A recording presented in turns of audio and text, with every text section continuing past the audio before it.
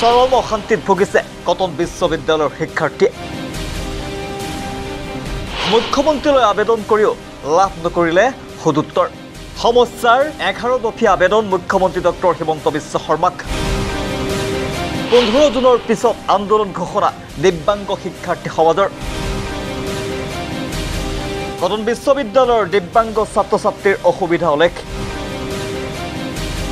এই অসুবিধাসমূহ জনাই জিলা উপায়ুক্ত শিক্ষামন্ত্ৰী পৌৰ নিগমৰ অধ্যক্ষ পৌৰ নিগমৰ মেয়ৰ সামাজিক ন্যায় আৰু সবলীকৰণৰ মন্ত্ৰী গুৱাহাটী পৌৰ নিগমৰ সচিবক ছাত্ৰ একতা সভাই যদিও আবেদনৰ প্ৰতিলিপি প্ৰেৰণ কৰিছিল তথাপিও আজি পৰ্যন্ত কোনো ধৰণৰ কাৰ্যত ৰূপায়ণ নোহোৱাত বিমূৰত পৰিছে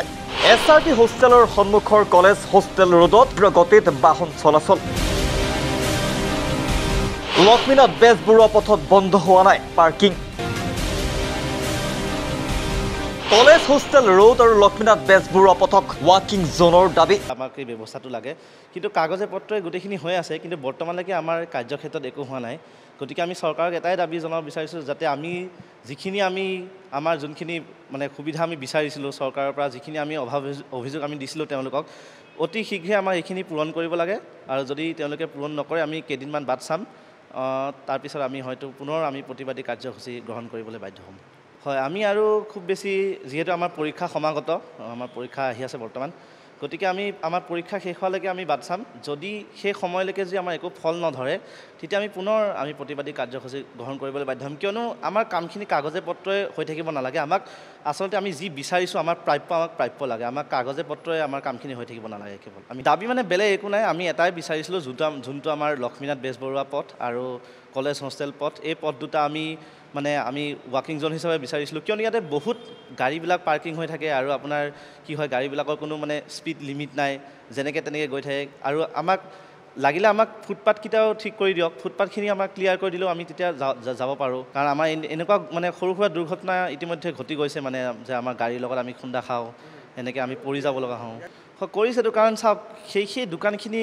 মানে ফুটপাথত থকাৰ কাৰণেতো আমি ফুটপাথ দি যাব নোৱাৰোঁ ন মেইন প্ৰব্লেমটো তাতেই হৈ আছে কাৰণ ফুটপাথটো চাওক এফালে আমি ৰাস্তা দিও যাব নোৱাৰোঁ এফালে আমি ফুটপাথ দিও যাব নোৱাৰোঁ আমি যাম ক'ত দি তেনেকৈ হ'লে মন কৰিবলগীয়া যে এই দুয়োটা পথত ইতিমধ্যে সংঘটিত হৈ আহিছে দুই এক সৰু বৰ পথ দুৰ্ঘটনা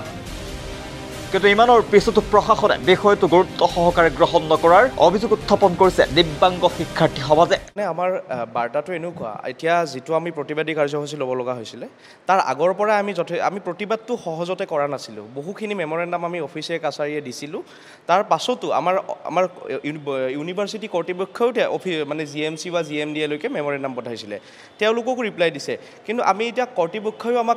আমাৰ মেমৰেণ্ডাম দি আছে আমিও মেমৰেণ্ডাম দি আছোঁ আৰু আমি ডিপাৰ্টমেণ্ট যেতিয়া চেক কৰিব যাওঁ তেতিয়া মানে সকলোৱে ফৰৱাৰ্ড কৰি থৈ দিছে কোনো পেলাই থোৱা নাই কিন্তু কামটো আজিলৈকে হোৱা নাই আমাৰ দাবীকেইটা যদি আপোনাক মই উত্থাপন কৰোঁ আমি কৈছিলোঁ যে আমাক ৱাকিং জোন লাগে যদি ৱাকিং জোন নহয় আমাৰ যিখিনি যদি গাড়ী তেওঁলোকে কিবা ৰাস্তাৰ অসুবিধা দেখাইছিলে সেইকাৰণে আমি কৈছোঁ যদি ৱাকিং জোন নহয় বা গাড়ীখিনি বন্ধ কৰিব নোৱাৰে তেতিয়াহ'লে আমাৰ যিটো ফুটপাথ সেই ফুটপাথটো আপোনালোকে এক্সেচিবল কৰি দিয়ক যাতে আমাৰ দৃষ্টিহীন ল'ৰা ছোৱালী বা দিব্যাংগ যি ল'ৰা ছোৱালী তেওঁলোকে যাতে সুৰক্ষিতভাৱে ছাইডত ৰেলিং লগাই দিয়ক আৰু য'ত আপোনাৰ ভঙা আছে সেইখিনি ৰিপেয়াৰিং কৰি দিয়ক যাতে সুৰক্ষিতভাৱে খোজকাঢ়ি অহা যোৱা কৰিব পাৰে আৰু কৈছিলোঁ যে প্ৰত্যেকটো হোষ্টেলৰ সন্মুখতে এটা স্পীড ব্ৰেকাৰ লাগে যিহেতু আপোনালোকে দেখিছে কিটো কণ্ডিশ্যনত গুৱাহাটীত গাড়ী চলায় আপোনালোকে দেখিয়ে থাকে এইটো ক'ব নালাগে আৰু গাৰ্লছ হোষ্টেলৰ কথাটো আমি কৈছিলোঁ যে সেই ৰাস্তাটো যথেষ্টখিনি বিজি ৰোড হয় এইটো সেই বিজি ৰোডটোত মানে আপোনাৰ গাড়ী বন্ধ আমি কৰিব খোজা নাই আমি আৰু তাৰ কথা কোৱাও নাই আমি কৈছোঁ যে যিখিনি সময়ত ক্লাছ চলি থাকে সেই ক্লাছ চলি থকা সময়খিনিত যাতে আমাৰ এটা স্পীড লিমিটেশ্যনৰ ব্যৱস্থা থাকে যাতে আমাৰ দৃষ্টিহীন ছাত্ৰীখিনিয়ে বা সকলো ছাত্ৰ ছাত্ৰীৰে সুবিধা হ'ব যদি সেই মানে স্পীড লিমিটেশ্যনৰ ব্যৱস্থা এটা কৰি দিয়ে 20 মাৰ্চ তাৰিখে প্ৰটেষ্ট কৰিলোঁ প্ৰটেষ্ট কৰাৰ পিছত আমাৰ ছ'চিয়েল জাষ্টিছ ডিপাৰ্টমেণ্টৰ ডিৰেক্টৰ ছাৰে ৰিচিভ কৰি ল'লে আমি মুখ্যমন্ত্ৰীলৈ স্মাৰকপত্ৰ প্ৰদান কৰিছিলোঁ কিন্তু আমি সেই স্মাৰকপত্ৰ খবৰ ল'বলৈ যাওঁতে আমি দেখা পালোঁ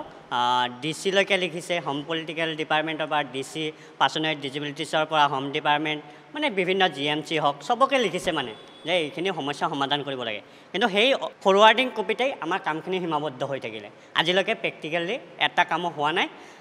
আমাৰ এইবোৰ ৰাস্তা যিখিনি সেইখিনিতে ষ্টুডেণ্ট এটা খোজকাঢ়িব যাব লগা হ'লে গাড়ীৰ লগত খুন্দা খাই পৰিব লগা হৈছে মানে ইউনিভাৰ্চিটি এখনৰ কেম্পাছ সুৰক্ষিত হ'ব লাগে আমাৰ ক্ল'জ কেম্পাছ নাই ঠিকেই আছে কিন্তু যিখিনি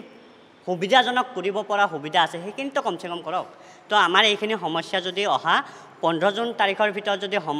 সমাধান নহয় আমাৰ সমস্যাখিনি আমাৰ ন পাৰ্কিঙে হওক বা গাড়ী